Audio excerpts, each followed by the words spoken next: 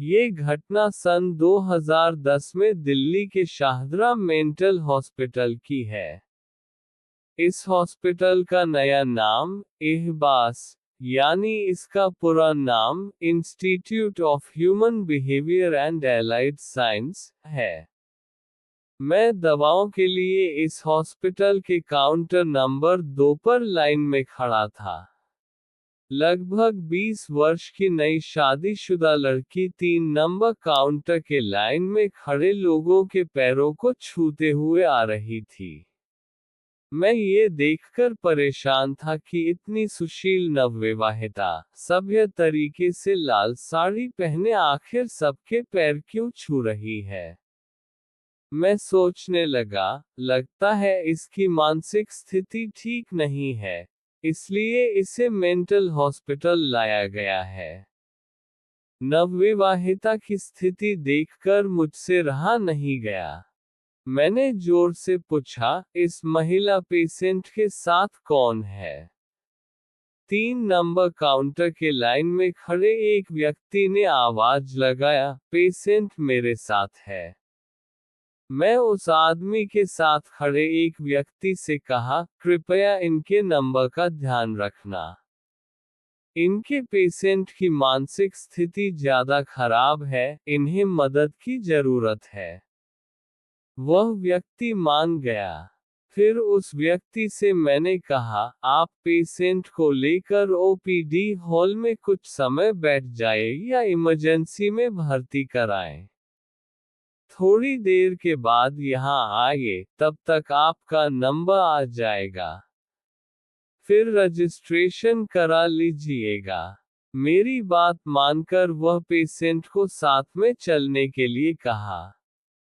महिला patient hall की तरफ न जाकर कैंटीन की तरफ जाने लगी। मैंने जोर से बोला, जल्दी दौड़कर पेशेंट को पकड़ो नहीं तो कहीं और चली जाएगी।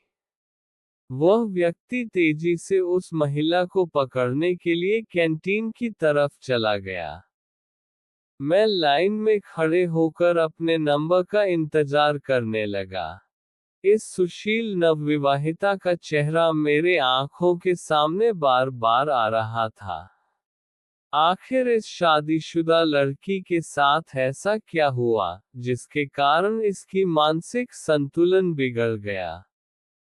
शायद ये लड़की अपनी शादी से खुश नहीं है जिसके कारण इसकी ऐसी हालत हुई है। इसका जिम्मेदार कौन हो सकता है? कुछ ऐसे ही सवालों के घेरे में उलझा हुआ था।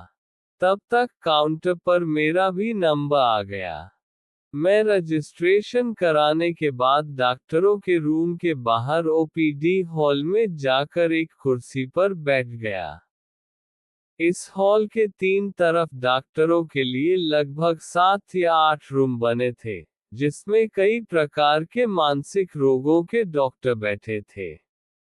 मैंने हॉल में तीनों तरफ नजर दौड़ाया, कहीं भी वह नवविवाहिता नजर नहीं आई। मैंने सोचा, शायद वह इमरजेंसी वार्ड में भर्ती हो गई है।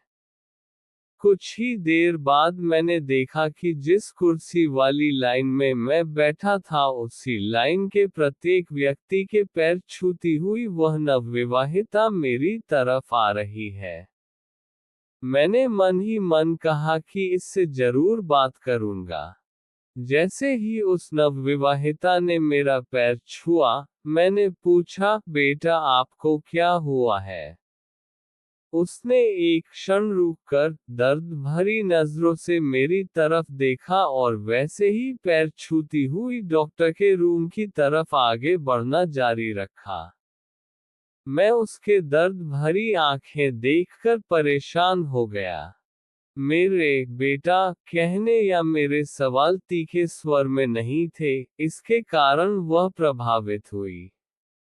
ऐसे कई सवालों के साथ आज तक उस मासूम का चेहरा नहीं भूल पाया। आप सभी से अनुरोध है कि ऐसे किसी मानसिक रोगी को देखकर उसे हंसी का पात्र न बनाएं। अपने अंदर के इंसानियत को बचा कर रखें। धन्यवाद।